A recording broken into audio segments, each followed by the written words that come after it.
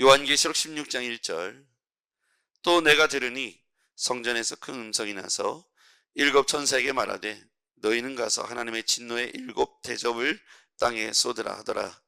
첫째 천사가 가서 그 대접을 땅에 쏟음에 짐승의 표를 받은 사람들과 그 우상에게 경배하는 자들에게 악하고 독한 종기가 나더라.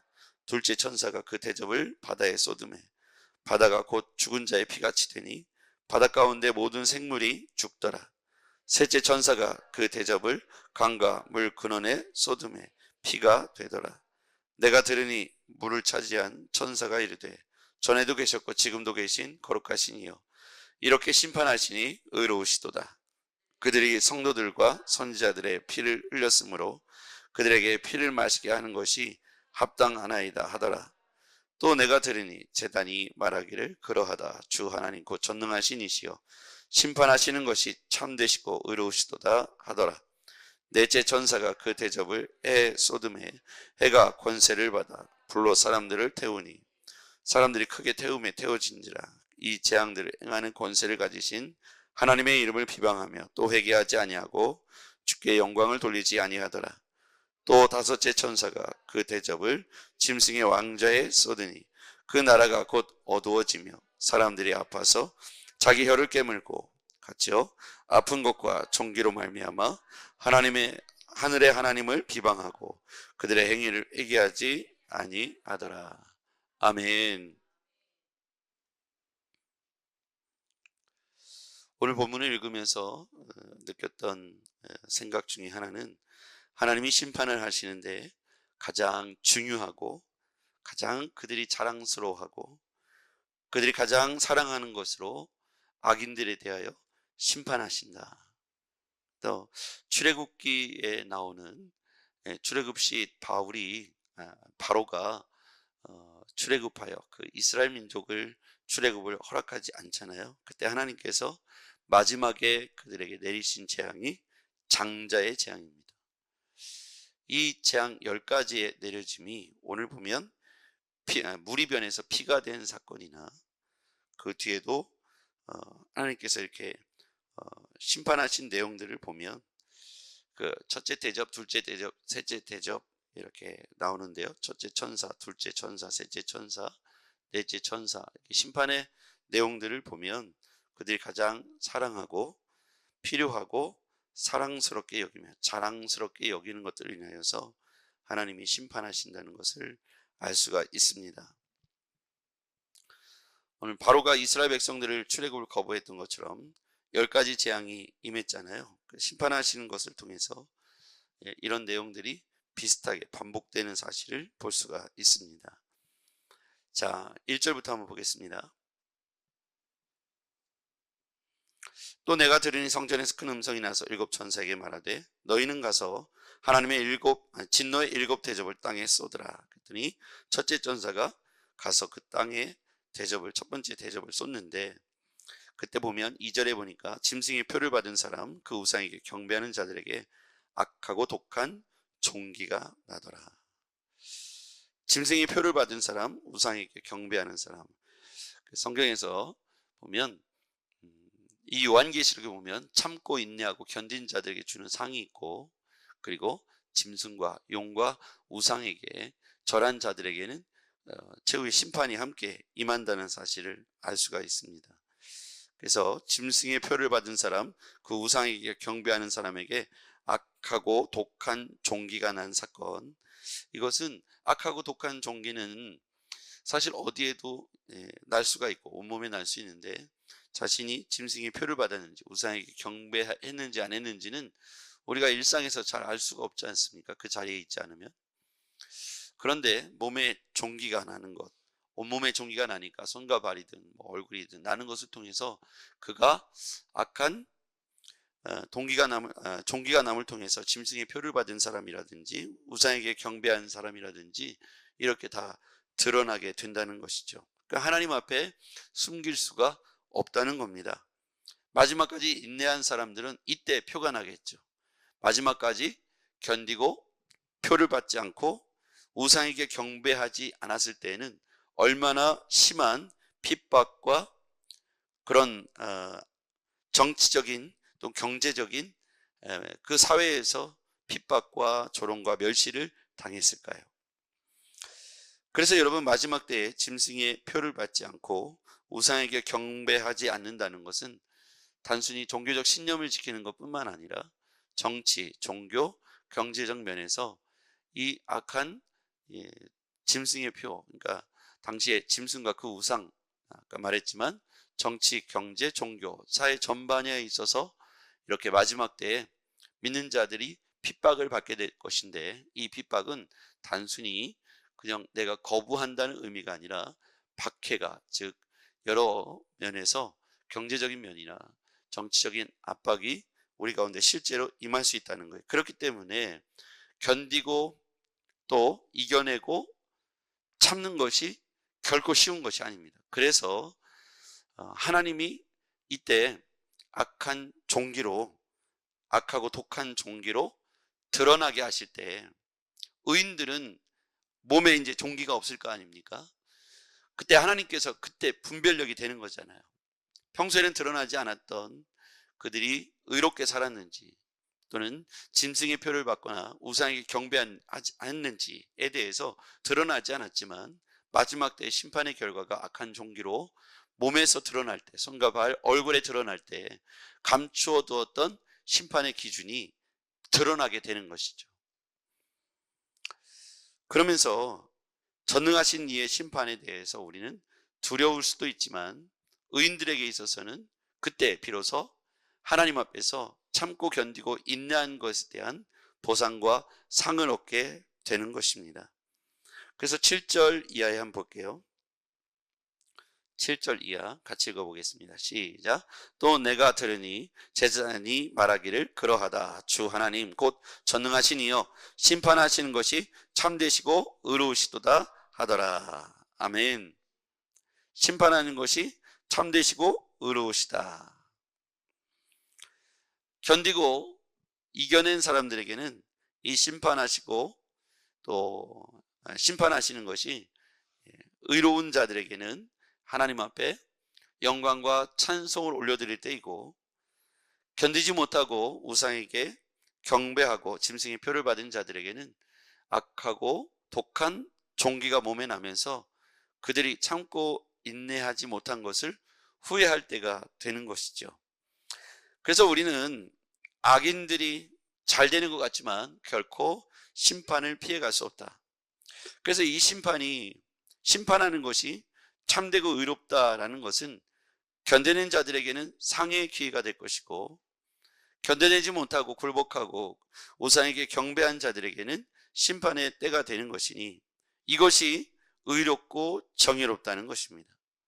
참되고 의롭다는 것은 심판의 결과로 인하여 하나님 앞에 이렇게 두 갈래로 갈라지기 때문에 만약에 심판이 없다면 참고 견뎌야 할 이유가 사라지는 것이죠. 그래서 전능하신 이의 심판이 참되고 의롭다고 기록되어 있습니다.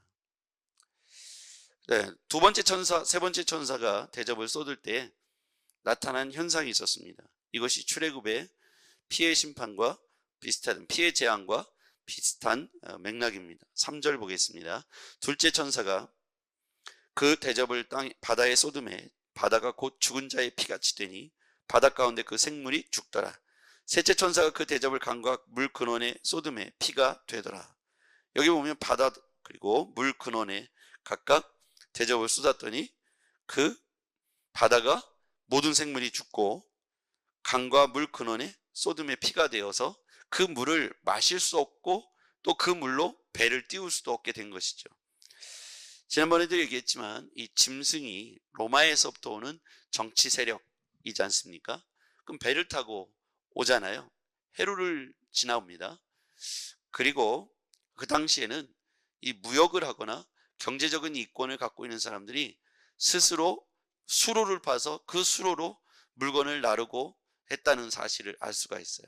경제적인 부는 물을 옆에 끼고 그 경제적인 부가 이루어졌다는 걸 알 수가 있습니다. 그래서 이 통치자들, 권세 있는 자들에 대해서 또는 자신이 스스로 성공했다, 부를 이뤘다는 자들에 대해서 이 물이 피가 된 재앙은 단순히 먹을 물이 없는 것뿐만 아니라 자신들이 갖고 있는 이 정치적인 힘과 경제적인 힘에 있어서도 하나님의 심판이 무력화될 수 있다는 사실을 알려주고 있는 것이죠. 결국 하나님의 심판 앞에서는 누구도 비껴나갈 수 없고, 의로운 재판장이신 하나님의 심판 때에 의인들, 참고 견딘 자들, 인내한 자들에게는 상을 얻을 것이나, 아무리 권세 있고 힘이 있고 권력을 갖고 있으며 경제적인 부를 갖고 있다 할지라도 하나님의 심판 앞에서는 그것이 아무것도 아니라는 사실이죠. 합당한 보응이 있습니다. 이게 바로 이제 피가 된 사건인데요. 성도들과 선지자들의 피를 흘렸지 않습니까? 오늘 본문에 보겠습니다. 6절. 그들이 성도들과 선지자들의 피를 흘렸으므로 그들에게 피를 마시게 한 것이 합당하니이다. 합당한 보응이라고 생각됩니다. 하나님의 심판이 참되고 의로우시다고 표현하고 있습니다. 성도들의 피, 선지자들의 피, 이렇게 믿음으로 끝까지 인내하며 견딘 자들에 대해서 하나님께서 합당한 보응을 그 원수들에게, 그 짐승과 우상에게 경배한 자들에게 내리고 있다는 사실이죠. 그래서 우리는 마지막까지 하나님이 우리를 향하여 지지하심을 믿고 믿음으로 견디고 믿음으로 그 자리를 지켜내야 하겠습니다. 그런데 이 사람들을 보면요, 9절 말씀 보겠습니다. 사람들이 크게 태워진지라 이 재앙들을 행하는 권세를 가지신 하나님의 이름을 비방하며 또 회개하지 아니하고 주께 영광 돌리지 아니하더라. 네 번째 심판이 임해도 그들은 결코 하나님 앞에 자신들의 죄를 회개하거나 주께 영광 돌리지 않습니다. 그들은 마지막까지 태움을 당하면서도 넷째 천사가 그러니까 불로 사람들을 태웠다고 했습니다. 그 태움을 당하는 사람들이 이 재앙을 행하는 권세를 가지신 하나님의 이름을 비방한다는 거예요. 지금 불의 심판이, 피의 심판과 불의 심판이 임했음에도 불구하고 그들이 하나님 앞에 회개하지 않고 도리어 하나님의 이름을 비방하고 있다는 거예요. 11절에도 보겠습니다. 다섯째 천사가 대접을 짐승의 왕좌에 쏟았는데 나라가 어두워지며 사람들이 하도 아프니까 고통스러우니까 혀를 깨무는 일이 발생합니다. 11절 아픈 것과 종기로 말미암아 하늘의 하나님을 비방하고 그들의 행위를 회개하지 아니하더라. 저는 이 말씀을 묵상하면서 회개하는 것이 은혜이다, 회개할 수 있을 때 회개해야 한다, 그러니까 회개하는 것이 은혜다라는 것은 이렇게 자기 지금 눈앞에 불의 심판이 임하고 또 얼마나 고통스러운지 자기의 고통을 인하여 혀를 깨물고 있으면서도 자신들의 죄를 회개하지 않고 오히려 하나님, 그 심판주이신 하나님을 여전히 비방하고 있다는 겁니다. 생각해보면 잘 이해가 되지 않잖아요. 속히 회개하고 돌아와서 다시 의와 거룩함으로 자신들의 죄, 우상에게 경배한 죄, 짐승의 표를 받은 것에 대한 죄, 이런 죄들을 회개하고 뉘우쳐야 됨에도 불구하고, 돌이켜야 됨에도 불구하고 재앙을 내리신 하나님 앞에 오히려 비방하고 있다는 것이죠. 오늘날 교회와 십자가를 봅니다. 한국교회 교회가 너무 많다고 손가락질합니다. 심지어는 믿는 사람들 안에도 교회가 너무 많다고 표현합니다. 그런데 여러분 보십시오. 우리의 현재 신자의 프로테지는 얼마나 될까요? 제가 볼 때는 5%라고 생각합니다. 20%라고 말했던 건 벌써 오래전 일이고요. 5%라고 생각합니다. 그 20%라고 말했던 프로테이지 안에 뭐가 들어있냐면 기독교 인구라고 조사가 돼서 개신교 인구만을 말하지 않아요. 천주교 신자들 그리고 이단들까지 종교의 기독교로 표기됩니다. 그래서 인구 센서스에 의해서 과거에 20%다 이렇게 말했는데 다 제하고, 또 현재 교계에서 발표한 자료들을 제가 봤어요. 각 교단에서 발표한 자료들을 제가 봤습니다. 거기에 보니까 123개 교단이 어느 전체 한기총에 소속되어 있는데 그 내용을 보니까 실제로 계산을 해보면 우리가 생각하는 그냥 막연히 20%야 라고 생각했던 건 너무 허수예요. 다 빼고 나고 중복되고 교적부를 정리하고 실제 출석하는 사람을 계산해 보면 5%도 쉽지 않겠다는 생각이 듭니다. 우리 교단도 통계가 1년에 한 번씩 발표가 돼요. 그런데 실제로 통계를 제가 이렇게 교회 통계들을 다 숫자 출석 인원들을 보잖아요. 실제 출석 인원은 훨씬 못 미칩니다. 그런 걸 볼 때 제가 5%라고 한 것도 크게 쓴 겁니다. 그렇다면 20명 중에 1명이 예수를 믿는 개신교의 신자라고 계산해 보자고요. 5%를 가지고 교회가 여전히 많다고 말하는 것은 제가 볼 때는 그만큼 놋뱀을 광야에서 들었을 때 보기만 하면 살 것이라고 했을 때 사람들이 그 놋뱀을 고개만 들으면 보이는데 안 쳐다보는 게 인간의 죄성입니다. 방송만 틀면 CBS 극동방송이 잡히고 TV만 틀면 기독교 방송이 잡히지고 설교가 항상 나오고 찬송이 나오고 주변에 십자가가 많고 교회가 있어요.